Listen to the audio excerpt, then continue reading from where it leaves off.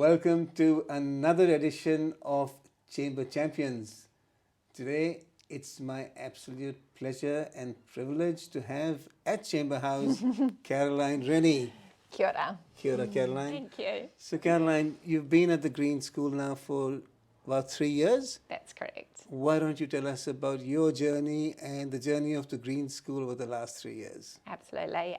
It's a great honour to be here, and I'm very excited to be able to talk about the Green School New Zealand's journey and my own. So I came back after a long career overseas, teaching in international schools, to really take what I've learnt from the international school world and combine it with the New Zealand education system to have a unique experience in Green School New Zealand, which is actually part of a Green School network.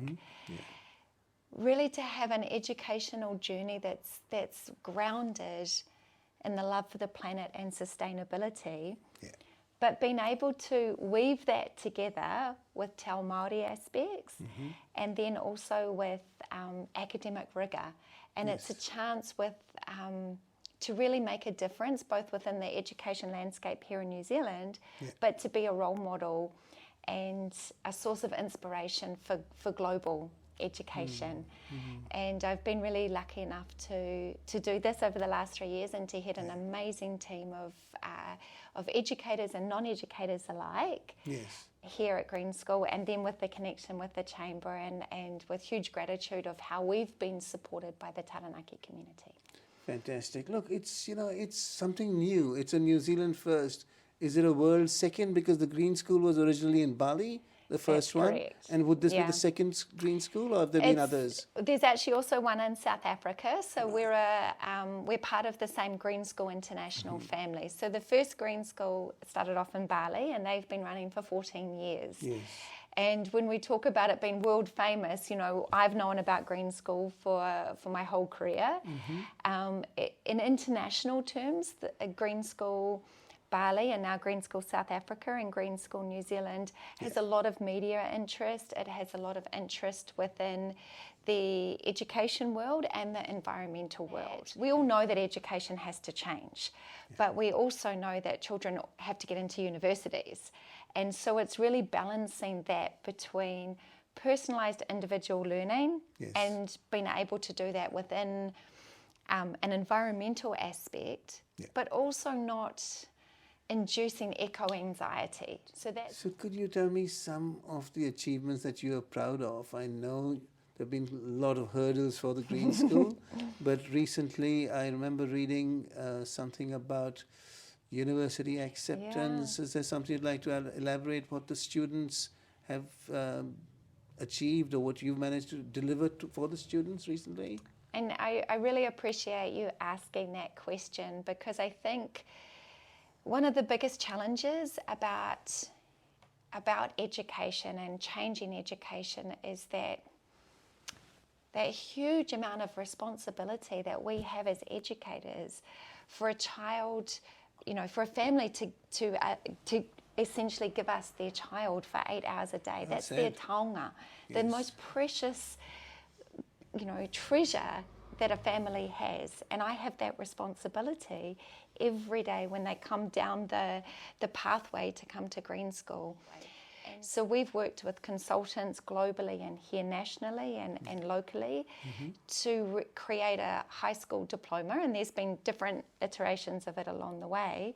And we've been really grateful that the New Zealand education system has been open enough to accept our diploma as university entrance, and we can actually evidence that learning by alternative ways. The children can sit exams if they want to do an SAT or they want to do a STAR course, but they can actually have a portfolio which doesn't require a standardised externally based exam. And this is for a lot of hard work from our community, particularly our wonderful teachers and the trust that our families have. And our learners have to work hard, you know, because the responsibility is on them. And that's something that we want to share, how we were able to do that. Well, congratulations, because I know it's been a tough journey to get to that stage. I also understand you held an event on the 9th of April in relation to COP Yes, we did. It was was that about? called Beyond COP21 Synopsis, and that was a recognition of the youth voice.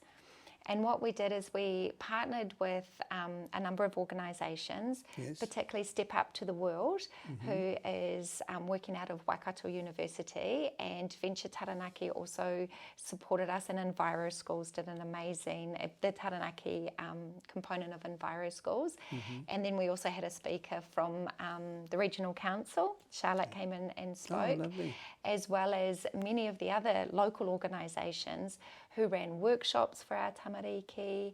They help promote different aspects of what does sustainability look and feel like for our youth. And we had schools from within the Taranaki region, from Wanganui as well, and it was really aimed at the middle schoolers and some of the high schoolers who were in positions of leadership within sustainability. And it was a wonderful synopsis of hope, of action.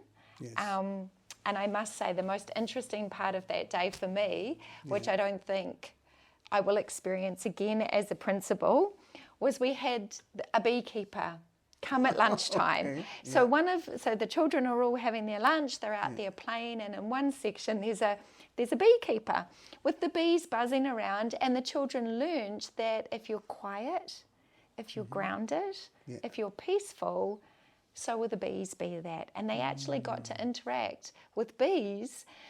And I just felt like that was a really clear illustration of how beautiful it can be when we have nature and children interacting. So cool. So no bee stings? No bee stings, and they all took some honey. And it was just, it was truly spectacular. Cool. Hands-on stuff. Now, look, that sounds so interesting and fascinating that children get hands-on experience. The expression when you mentioned that people giving their tamariki up for 8 hours, that's your, that's their taonga and it's your responsibility. That's a sentiment I haven't really heard expressed in that manner. It's very touching. I can't help noticing that, you've been to the school, bought the T-shirt as well. And I bought the T-shirt. I'm completely sponsored by Green School. We've just got Game Changer, who's come out with, helped us with designs with our T-shirts. We've got sweatshirts. And this is just because we are so proud to support local companies. We try to support local companies wherever we can, particularly chamber members.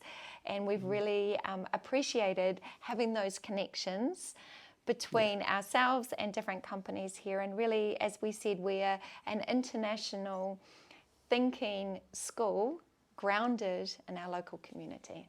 Thank you so much. All the very best for the remaining few weeks you have here at Green School and for your the next phase of your career in the Gulf, and then we'll see you back. You'll see me back, nice and retired, and hopefully playing golf and tennis as well. Thank you very much. Thank you so much, Caroline. All the best. Thank you.